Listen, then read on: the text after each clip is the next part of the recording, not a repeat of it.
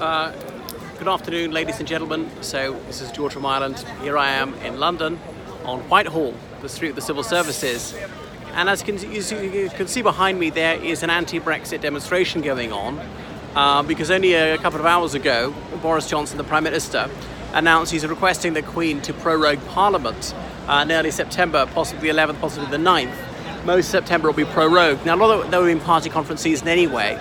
Now, the suspicion is obviously he wants to prevent Parliament having sufficient time to prevent the United Kingdom leaving the EU without an agreement. In fact, some of the extreme Remainers want to prevent leaving the EU even with a deal. After all, most of those parliamentarians who voted, who want to prevent leaving with no deal, they rejected the deal that was offered last year. They thrice rejected it. So that's why all these people with the European Union flags saying stop Brexit, and they've obviously got European Union flags. This chap saying he wants the pound to crash. Well, I don't know any Brexiters actually want the pound to crash. Obviously it's gone down in value. There's some benefits to that.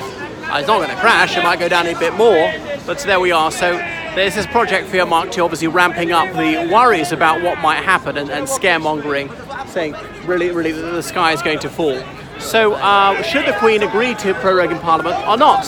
She invariably acts on the advice of her Prime Ministers. Some people say this is of dubious legality. If she goes along with his advice, then it's on Johnson's head. But if she goes against his advice, that might seem like an intervention in the political forum. And people will say that would be unconstitutional. We have the dignified crown, not the personal crown.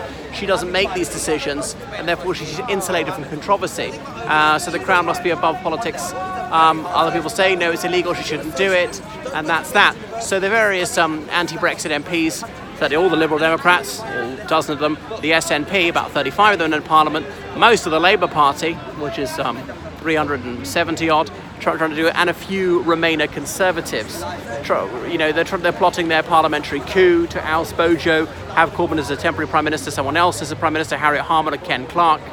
But in any event, what they really want is to prevent Brexit, certainly without an agreement. But I think the subtext is they want to prevent it permanently, a lot of them, and not quite all of them.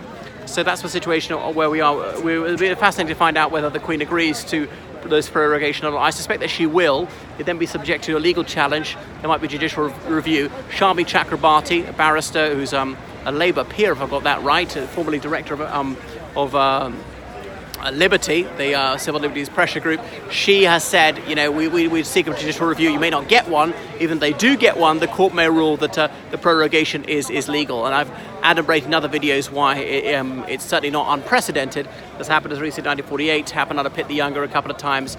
Well, prorogations happen anyway, twice per annum. This would just be thrice per annum and out of the usual sequence.